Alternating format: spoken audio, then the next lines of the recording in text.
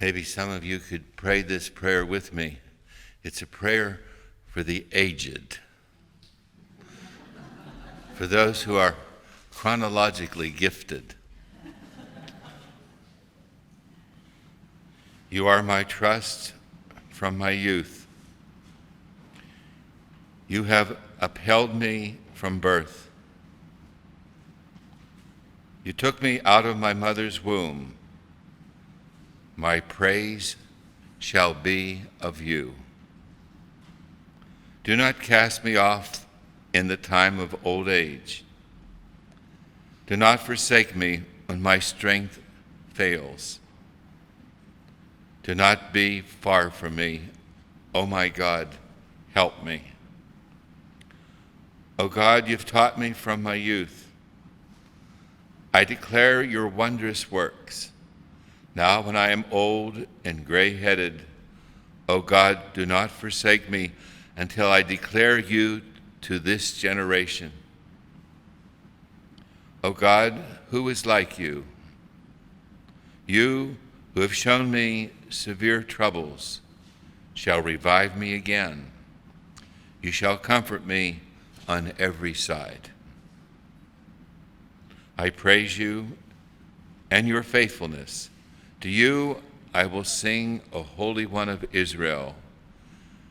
My lips rejoice when I sing to you, and my soul, which you have redeemed. Some of the people were asking about that communion meditation we had at Holy Mass this morning. You'll find it in a book called The Sacramentary.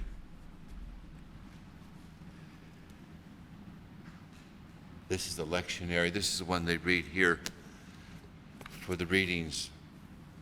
But the one that stands on the altar there during the Mass, that's called the Sacramentary.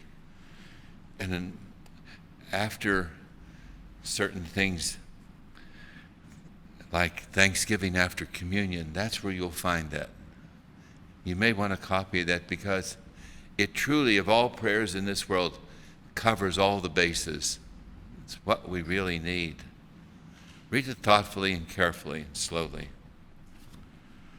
I have something else here I wanted to share with you. I did a series of 13 on the network, EWTN. At least I think they're pretty good.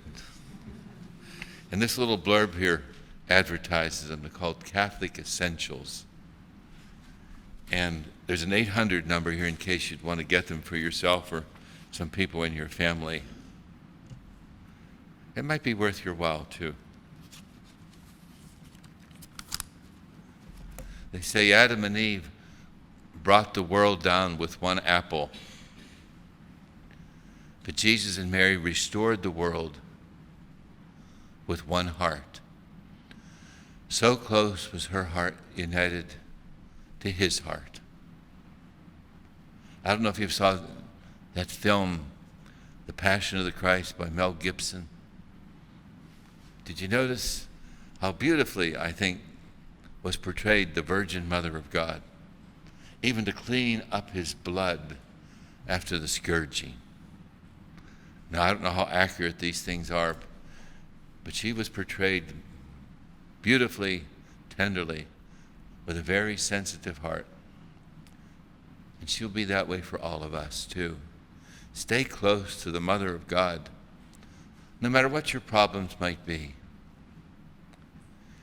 She's the Mother of mercy and the Mother of forgiveness. That's the one Peter ran to when he wanted to confess the sin of betraying Jesus Christ. That was probably the biggest difference between Judas and Peter. Judas didn't seek help from someone like the Virgin Mother of God. She'll be there for us all the time. And we are a church that has a mother. That's a wonderful gift. We're talking about peace. Lord, make me an instrument of your peace. And we know there's no peace without forgiveness. Forgiveness for ourselves, for our own sinfulness. And then in turn, the mercy and forgiveness we extend to other people. I never realized how dangerous anger is, the lack of forgiveness. Some people really need help in that regard. Maybe professional help too, to deal with that. Some of us just take a nap and let it fade away that way. Whatever helps you, do it though. But learn to forgive, because it can lead to hatred, resentfulness, revenge. It can even lead to murder. And of course, if he's the murderer, he might excuse himself by saying, well, she provoked me. I couldn't do anything else. I don't think the civil courts will smile on that response. We have to own our own anger. Anger can be a beautiful, good thing too, if it's under control, as it was for Jesus. Do you remember when he cast out the money changers, the buyers and the sellers in the temple? They made his Father's house a den of thieves. But sometimes our anger is not justified so easily. In fact, our St. Francis of Assisi would say that anger and trouble of spirit are hindrances to charity in themselves and others, and they really can truly undermine peace. I think what makes me most angry, if I must confess my sins here, is the anger and impatience of other people with me. I'm quick to defend myself, maybe with a bit of anger too. And then I think of St. Francis de Sales. He said, looking back over his entire lifetime, he could remember only 2 times when he was justifiably angry. And after further thought, he wasn't too sure about them either. Anger. How do you deal with it? Anger management might be one way to do it. But I think absolutely the best way of all is to focus on the crucified.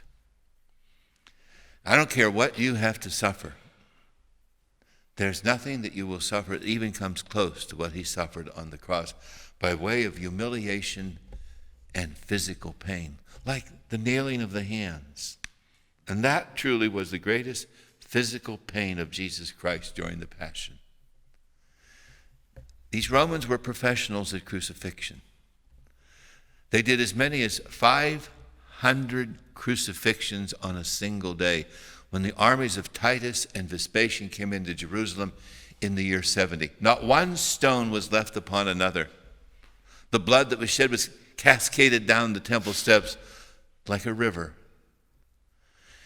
And those Jews who tried to escape, having swallowed their gold and their silver, when the Romans caught up to them, they took a knife and slit right into their stomachs to reach in and pull out and take the gold and silver that they had swallowed. Jesus was sold for 30 pieces of silver. You could buy 6 Jews on the slave market for 1 shekel after the year 70. His blood be upon us and upon our children. Don't curse yourself. Don't curse your children. Don't curse at all. And never for the rest of your life take God's name in vain. It's too precious. Think of an alternative for your explosion rather than God's precious name. You know, in the Old Testament, the Jews were struck dead on occasion when they took God's name in vain. And you watch some television programs or some movies, especially involving the military personnel, it's one blasphemy after the other. And that's a horrible example to children. Don't let your kids see that stuff. They'll hear enough of it at school, in the middle school years or the high school years. You don't have to emphasize that sort of approach to reality. Of course they're excited. Their life is at stake in the military action. But not ever to take God's name in vain. So what do we do when we want to dissolve our anger? With the Franciscan missionaries of the Eternal Word, that little crowd that's up on the hill, and there are 20 of them up there now. And I'm about to desert them now after 6 years. My 3-year terms are up now, and they have elected their own superior. And they oust the Capuchin. That's all right, though. He's glad to go back home. There's no attachment, really. Although I will miss them. And do you know there are 4 saints among them? Did you know that? Actually, 4 who are saints. Now, I'm not one of them. But I can pick saints out, study their body language, their reactions, their thinking processes when you analyze them. Yes, they're saints. And it's been a real joy for me to rub shoulders with these fellows for 6 years. And I've never heard one unkind word from the mouth of any of them. Not even one. Oh, they may have had some unkind thoughts and words, but I never heard them. Maybe they're kind of afraid of the Father Guardian, or one they call the community servant. That's the new terminology that we use. Community servant. Yes, it's been a special grace to be up there with them. And I think they learn to control their anger. But I think the heart of that is their exposure to the Blessed Sacrament. 4 hours every day for the Holy Mass, for their hours meditation, which they take together, for the Divine Office, the midday prayer, and Vespers and Benediction every single evening of the year, without exception. I'm sure that really helps, because the first fruit of the Holy Eucharist is that outreach and love to other people. And if you do not experience that yourself, something is wrong with your receptions of the Holy Eucharist or your thanksgiving after Holy Communion. Make much of that time. It's the most precious in your entire day. It's the most precious in your entire life. You and I will not get closer to God this side of heaven than we do after Holy Communion.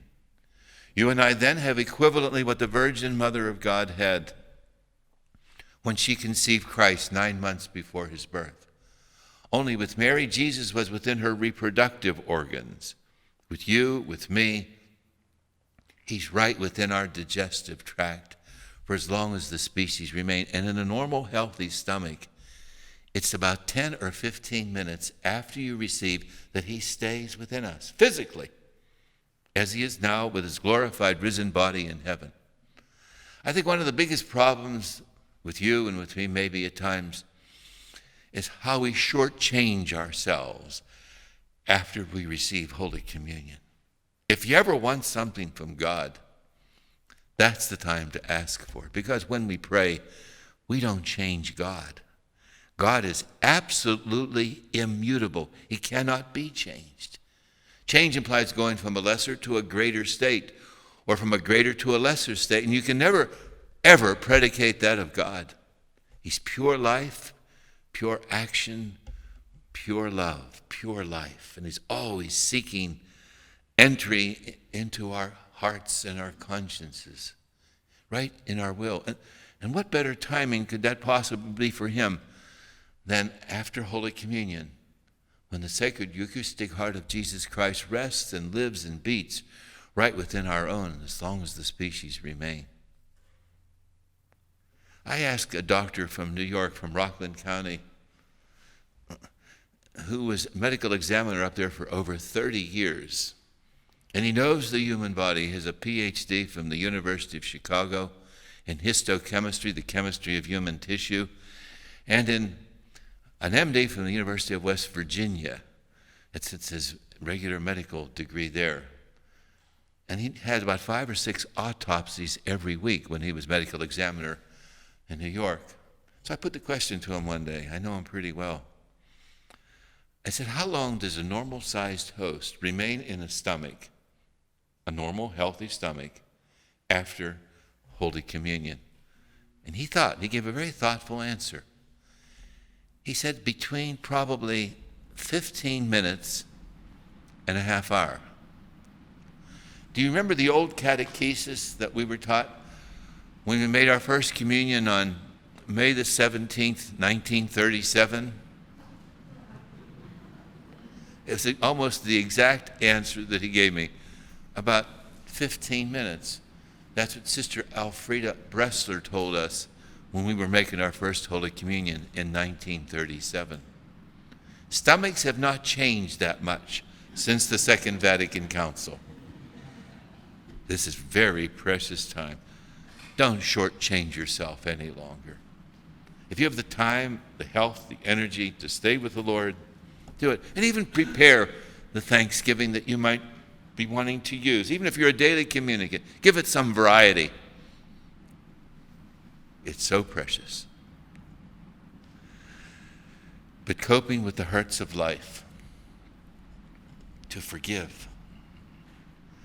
In fact, that might be the biggest problem of senior citizens in the spiritual life.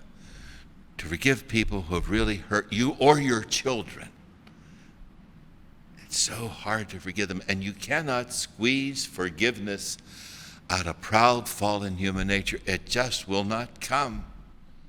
It's always a gift from our God, a gift given only to the humble heart.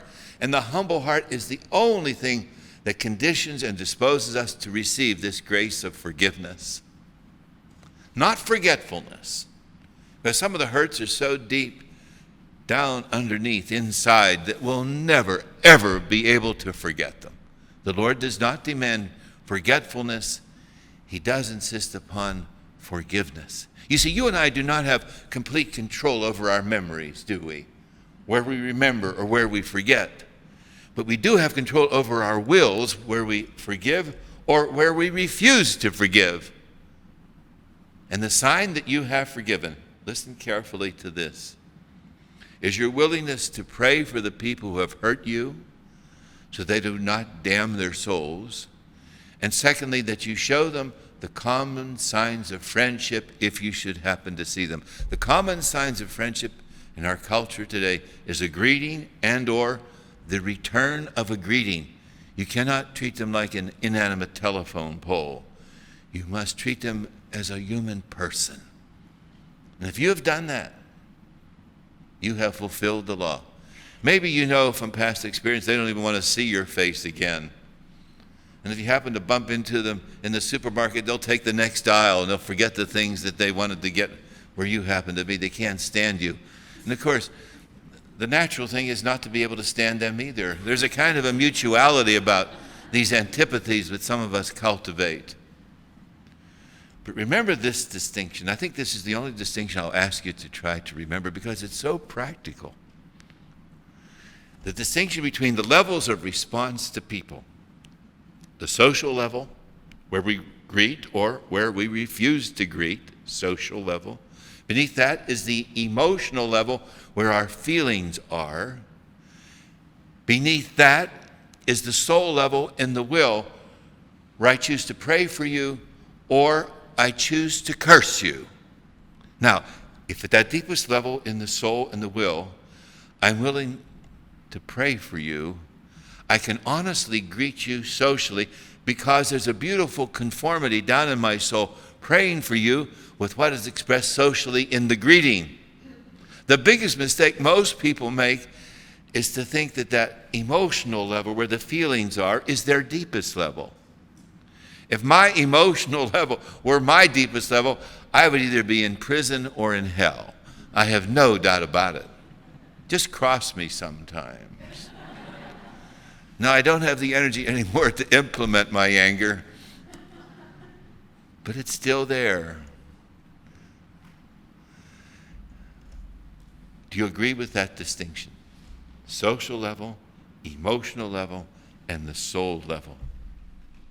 I think it's terribly important. Of course, as a mature person, you and I are expected to keep the emotional level under control, for good or for bad. If there's a pretty little thing out there that you just run up to and give her a big hug and a kiss, you must contain and control yourself in that category too.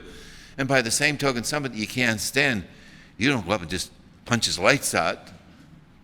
No, we control our feelings. That's the sign of a mature person. In any culture, it is.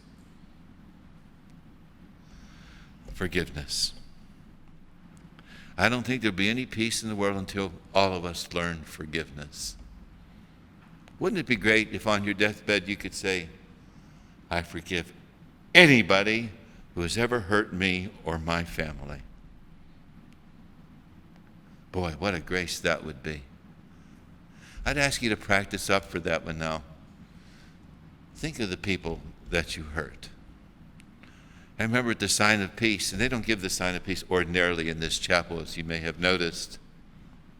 They don't do it up at the network either.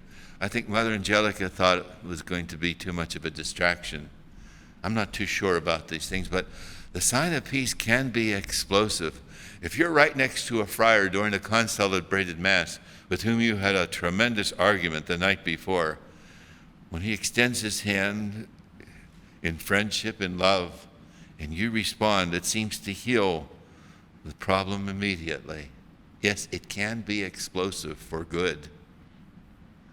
But anyhow, I had this Mass in the congregation at the sign of peace. Instead of offering the sign of peace, I suggested that the people think of all the people that they hated and all the people who hated them. There's kind of a mutuality, isn't there, about that sort of thing? And I extended it maybe for a minute or two, and that's like an eternity in the middle of the Mass, not saying anything, just thinking about those people. Well, this doctor came in to the sacristy afterwards, and he said, "Father, I wish that sign of peace thing could have extended for about 15 or 20 minutes longer," thinking about all the people who hated him and all those he was tempted to hate too.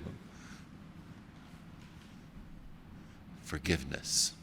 Do you know it's the bottom line with everybody in this world? Spouse, non-spouse, family member, non-family member, friend or foe. The bottom line is forgiveness. Do you know why? Nobody, but nobody meets our expectations completely.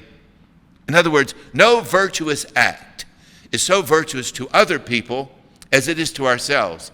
They don't know how virtuous we are, that we worked our fingers to the bone. They don't see it. There's no recognition, no affirmation, no gratitude. And what's my natural response to that? Can I tell you, without scandalizing you? I hope they break a leg and die and go to hell. Get out of my life. I can't stand you dirty you-know-what. And you probably call them that too mentally. To forgive. Do it. I'm going to ask you to pause just for 10 seconds. Not for the 15 minutes or 20 minutes that doctor asked for. Think of the people that you must forgive.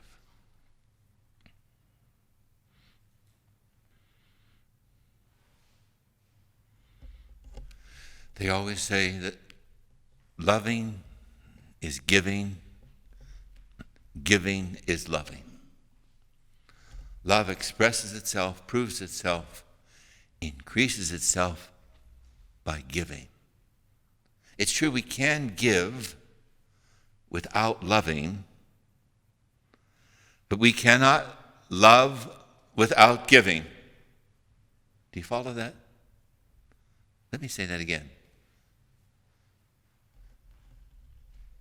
We can give without loving, but we can never love without giving.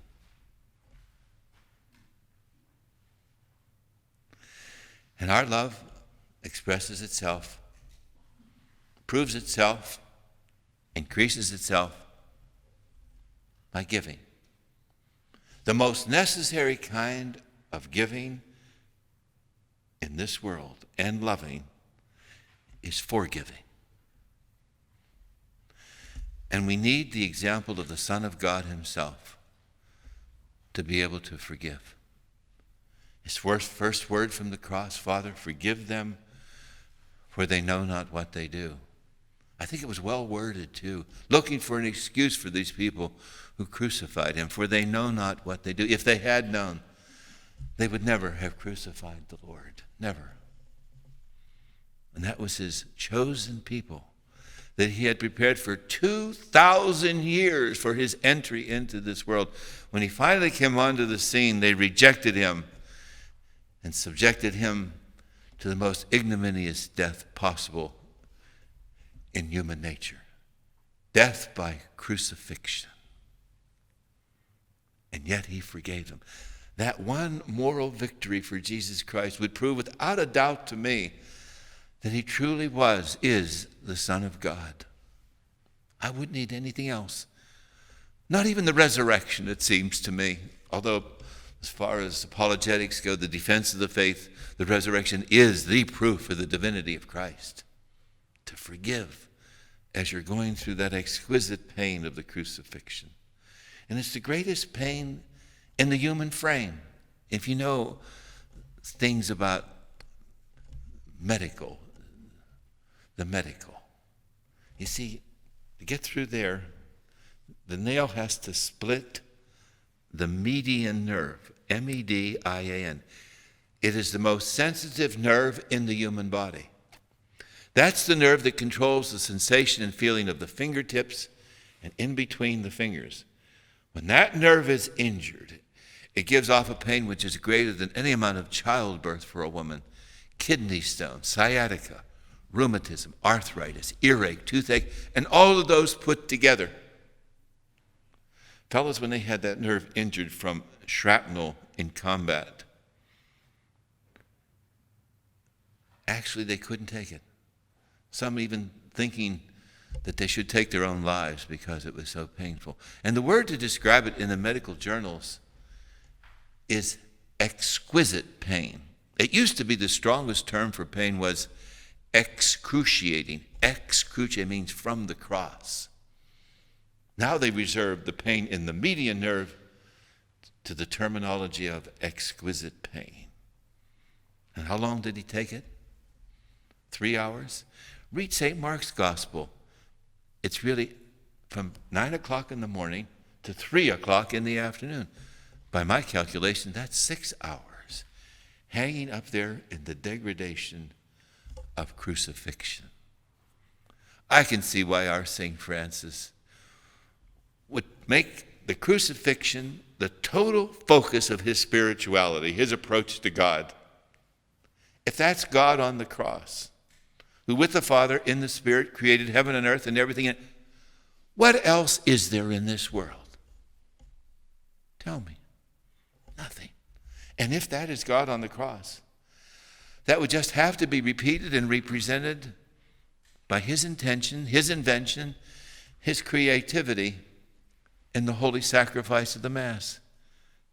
And that's what the Holy Mass is, the representation of Calvary from the time of his resurrection and ascension till the end of the world. That's what tides us over to give us all the energy and strength and motivation to carry our cross to the end. He forgave. That was his first word from the cross. And there were many other beautiful words too that he said, but that one strikes us more than all the rest. Even when he canonized St. Dismas, from this day forward thou shalt be with me in paradise. Or when he gave Mary to John and John to Mary, mother, behold thy son, son, behold thy mother. And then the thirst.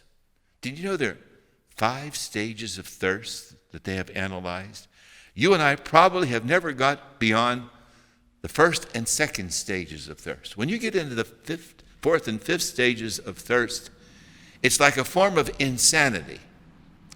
Everything that you see in the distance looks like rain coming to satiate your thirst. I'll bet Jesus went through all 5 stages of thirst, completely dehydrated, having been scourged and having sweat blood. And when he sweat blood, in the medical journals, that's called hematidrosis. And we have accounts of that in the medical journals of about 230 instances in mental hospitals where people suffered hematidrosis, where the blood vessels underneath the skin actually rupture under such tension and stress and carry their contents to the surface of the skin through the sweat glands, and in the coolness of the night's air congeal like droplets of blood. And that's reported by the physician St. Luke. He sweat blood. That's our God. And he insists upon forgiveness. In fact, if you're not willing to forgive, don't pray the Our Father anymore. I hope you choke on the Our Father before it all comes out. Forgive us our trespasses, Lord, as we forgive those who trespass against us.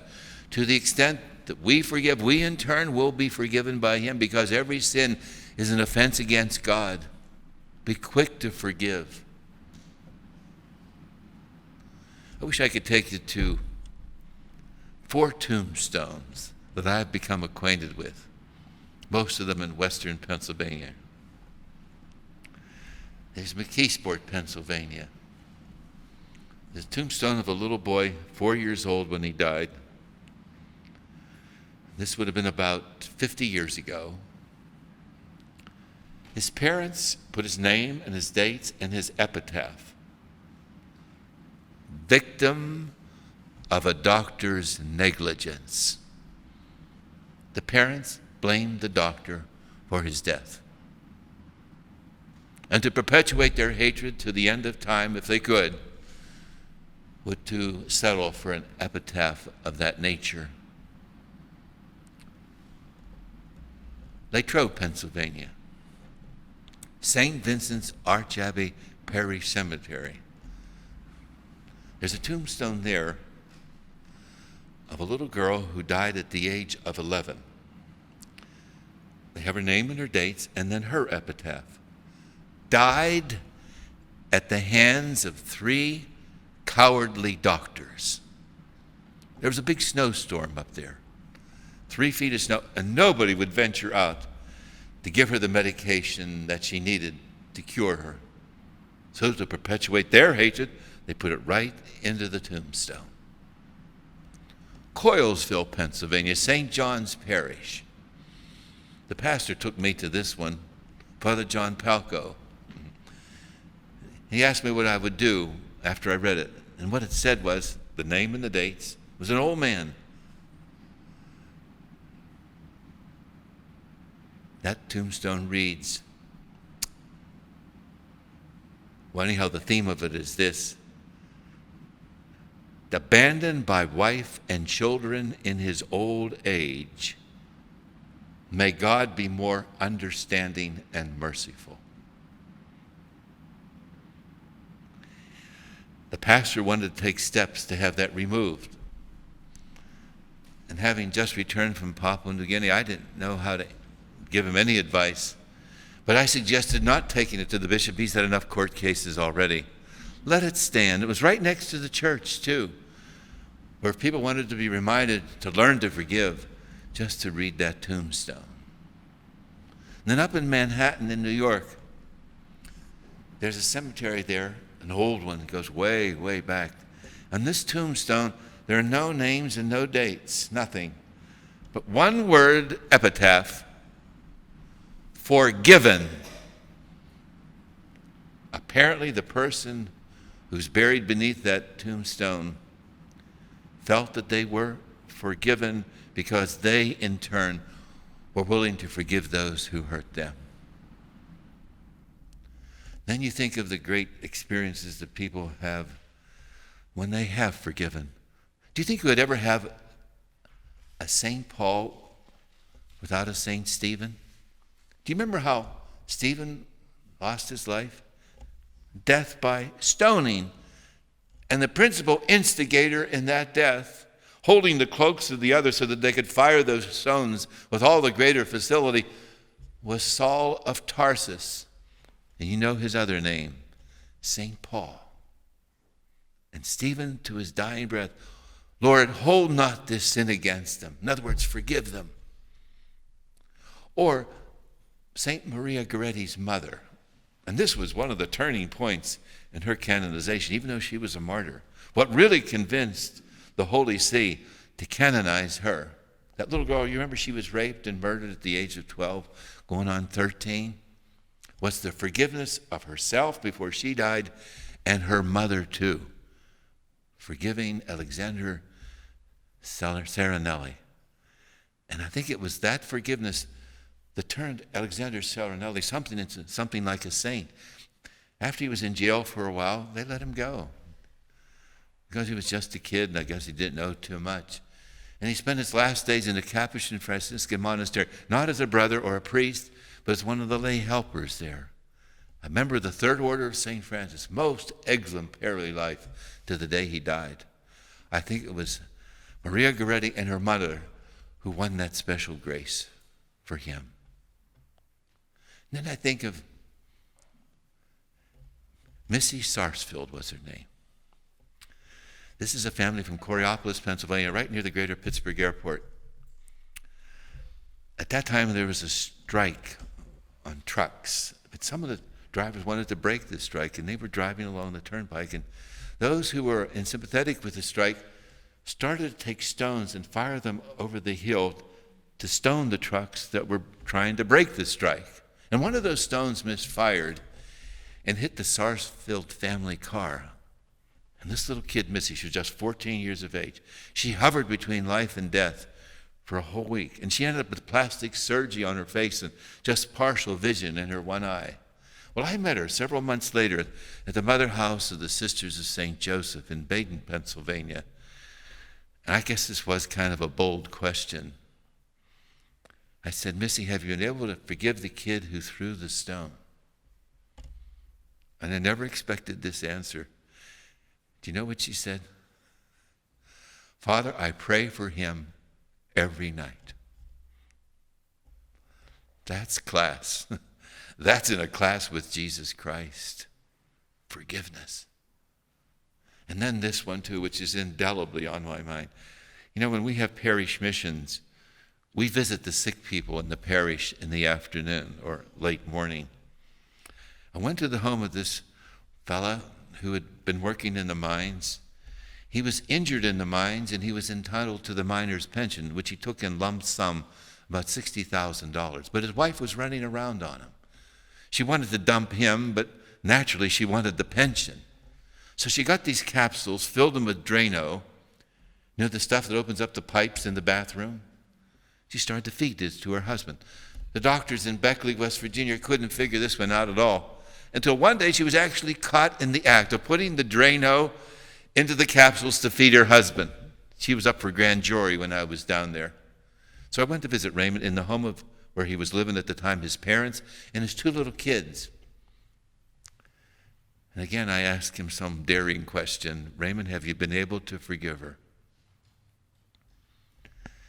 And he said, Father, I forgive her from the bottom of my heart. I wasn't expecting that. His mother overheard my question and Raymond's response, and she added the perfect theological footnote. Raymond always was a very humble boy, meaning to get the grace to be able to forgive, you and I had better cultivate the humble heart. It won't be rooted in any other heart except the humble heart. And the Lord really wants us to cultivate the humble heart. And that's why he allows us to diminish in size as we get old. Did you ever notice that with some old people? They kind of shrink. Like Bishop Murphy in Erie, Pennsylvania, they said he shrunk 6 inches from his regular height when he was the ordinary of the diocese. He just died a couple of weeks ago. You see, heaven is a nursery. It's only for little people who have cultivated the humble heart. Nobody else gets in. And if they're not quite ready at the moment of death, they are cut down to size in the purifying flames of God's love in purgatory. This is kind of the economy of salvation. Cultivate the humble heart. Now I want to see if you can follow this line of reasoning here. This is a little bit difficult. The degree of our shame is the degree of our pride. The opposite of humility. Do you have that one? The degree of our sorrow, like sorrow for sin, is the degree of our love. The degree of our love is the degree of our humility. The degree of our humility is the degree of our happiness. The degree of our happiness is the degree of our gratitude. Only the grateful are happy. Only the humble are grateful because they acknowledge the source of their giftedness. Therefore, only the humble are happy. And I defy anybody here to refute that syllogism, that line of argumentation. Let me say the last three. Only the grateful are happy. Because the test of all happiness is gratitude. If you ever want to know if you're really happy, can you say thanks to God and to other people and really mean it? Only the grateful are happy. Only the humble are grateful. Therefore, only the humble are happy. And we all want to be happy, don't we? And if we don't want to be happy, there's something wrong with us. Our elevator doesn't reach the top floor. We're not wrapped up too tightly. We're nuts. We all want to be happy. And the only way to true happiness is the cultivation of the humble heart. And that's why the Lord allows us, as we get old, through sickness, suffering, senility, incontinence, Alzheimer's, the nursing home experience, and death itself, he allows us to be humiliated. And there is no humility without accepted humiliation. That's what it's like in the human condition. So if you're put down for whatever reason, don't rebel. Don't curse the people who are treating you that way. And I know that's the biggest offense you could ever give in the primitive country, probably the most primitive country in the whole world, Papua New Guinea, to inflict big shame on people, to embarrass them in public so they lose their good name and reputation. But that really is the key to their peace and their happiness. Learn to forgive. Jesus, meek and humble of heart, make my heart like unto thine. I'd like to share one last little prayer for you here. This is by Sean Patrick Cardinal O'Malley, Order of Friars Minor, Capuchin. O Mary, bright dawn of the new world, Mother of the living, to you do we entrust the cause of life. Look down, O Mother, upon the vast numbers of babies not allowed to be born, of the poor whose lives are made difficult, of men and women who are victims of brutal violence, of the elderly and the sick killed by indifference or out of misguided mercy. Grant that all who believe in your Son may proclaim the gospel of life with honesty and love to the people of our time. Obtain for them the grace to accept that gospel as a gift ever new, the joy of celebrating it with gratitude throughout their lives, and the courage to bear witness to it resolutely in order to build, together with all people of goodwill, the civilization of truth and love to the praise and glory of God, the Creator and lover of life. Amen. Would everybody be seated, please? In the New Testament,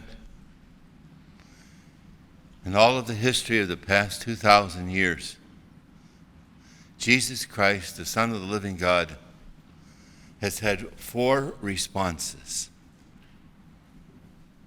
apathy, antipathy, sympathy, empathy. The Christmas Jesus.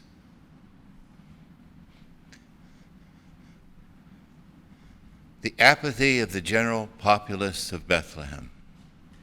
They couldn't care less. They didn't know, of course, whom this little maiden was carrying under her heart. No response at all. To the Christmas Jesus, the antipathy of Herod, who wanted to make sure the little one was killed and then proceeded to kill every male child 2 years and under. The sympathy of the shepherds, and the empathy of the Virgin Mother of God who just gave birth to the little one. Empathy goes beyond sympathy. When I'm sympathetic, I feel with you. If I am empathetic, I get inside of you. I identify with you. That's the Christmas Jesus. The Good Friday Jesus on the cross. The apathy of the soldiers. They really couldn't care less. They had a job to do, and they would do it with the greatest dispatch. Professionals at crucifixion as they were. And then to the Good Friday Jesus is the sympathy of St. John and Mary Magdalene at the foot of the cross. And then the perfection of all response from the sorrowful mother, Mary. In fact, she so identified with the will of the Heavenly Father, according to one father of the church, that if it were the will of God, she would have actually slain herself. With her own hands, she would have crucified her divine Son. So conformed was she to the will of the Heavenly Father. It's hard for us to understand that one.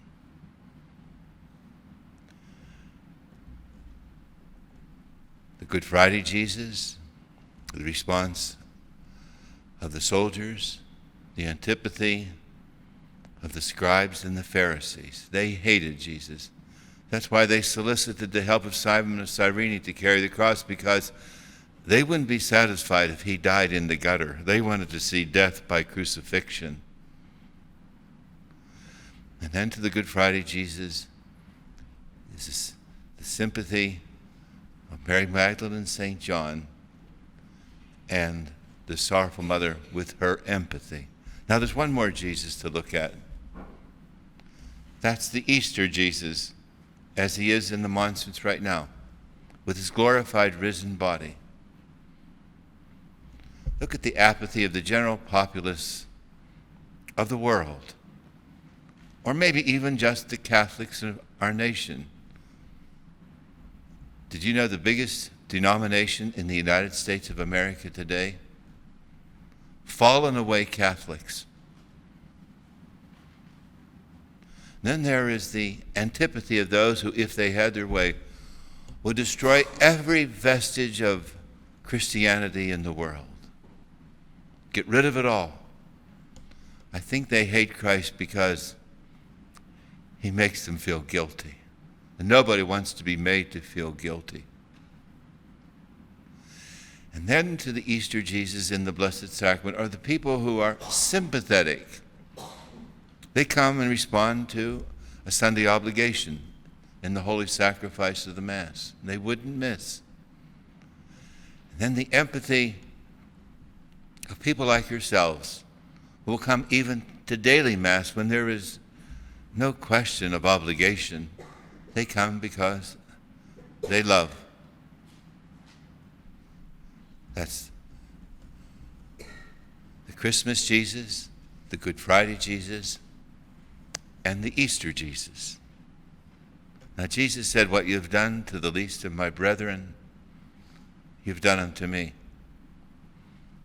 We love God no more than the person we love the least. Does that make you squirm too? We love God no more than the person we hate the most. Think of the person you hate the most. Now, nobody here hates anybody else, do they? The one you're tempted to hate the most. I hope it's not your spouse. You love God no more than you love that person. Do you think Christianity's easy? I think Christianity is impossible without the help of our God. So the big temptation will be towards other people, apathy or antipathy. I hope it's never apathy, though. Do you have no feeling of regard to these people?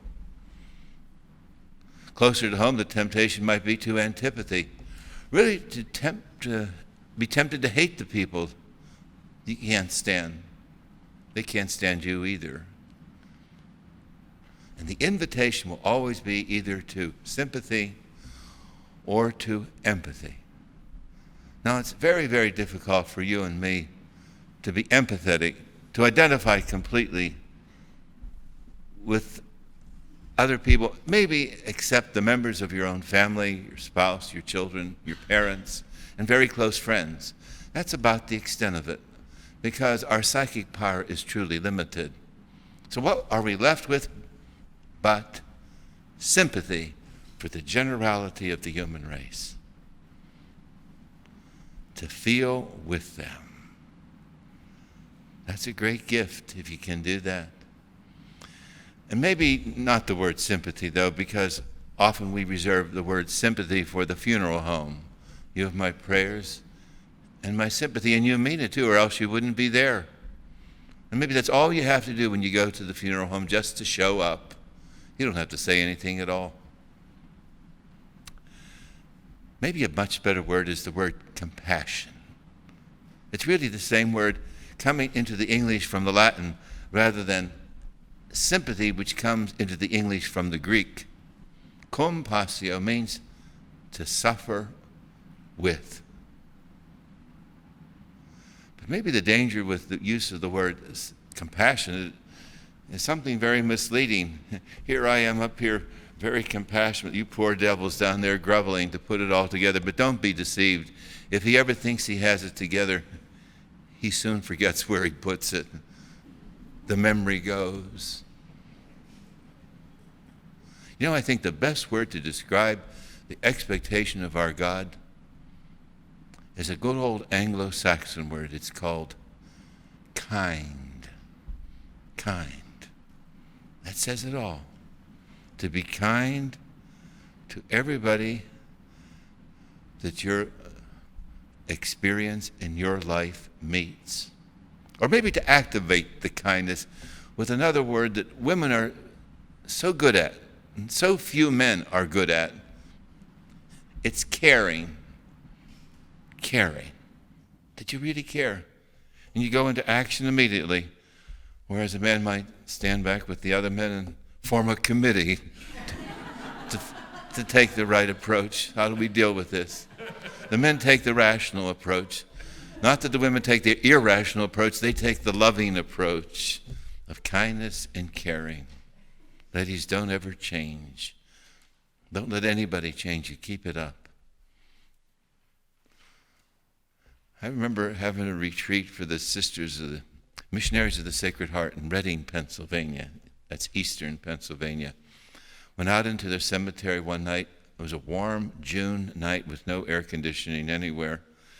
And I started to walk through the cemetery and look at each of the tombstones of the sisters who were buried beneath those stones. And all of them had a stone cut into Vermont granite like a book that was open. It's like the book of life. And each one of them had a common epitaph. May the Sacred Heart of Jesus be loved everywhere. And then at closer observation, beside their name and their dates, they had an individual epitaph with words nominated by the dear sisters, probably at the time of their perpetual vows. And they were inscribed in each tombstone, and each one was different. I think I counted 86 tombstones there. And then the thought struck me, priest, cleric, Father Angelus, if you had a choice of an epitaph, what would you choose? For the words that would kind of encapsulate or crystallize your thinking and your way of life. Of course, the poor Capuchin Franciscans don't have to worry about that all, because our tombstones are about the size of this lectionary here, and they're level with the ground.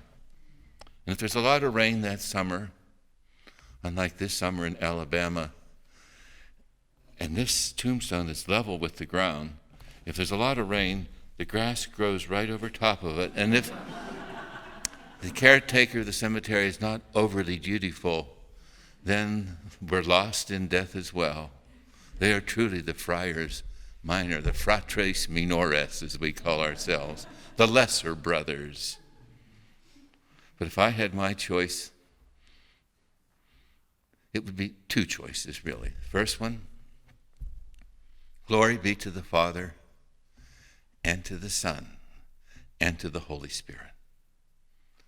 To think that this little palooka of a Catholic priest would give some external, extrinsic glory to God, that would fulfill his reason for existence. That would be my first choice. My second choice, and you better not laugh at this one though, he was kind. Now, it may not be completely true, but at least he tried to be kind. He was kind. And if they would say that about you and me, like it was said of St. Joseph, he was a just man. It says everything you can about St. Joseph. That's why he always has that look of serenity and peace on his face all the time. He was a just man. He gave to everyone what was coming to them. If they could say he was kind, she was kind, wouldn't that be the supreme compliment of your life? Don't wait for that to be cut into the tombstone, though.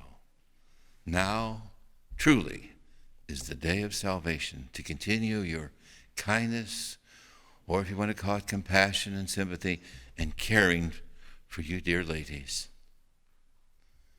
The first fruit of the Holy Eucharist is that outreach and love to those people whose lives we touch.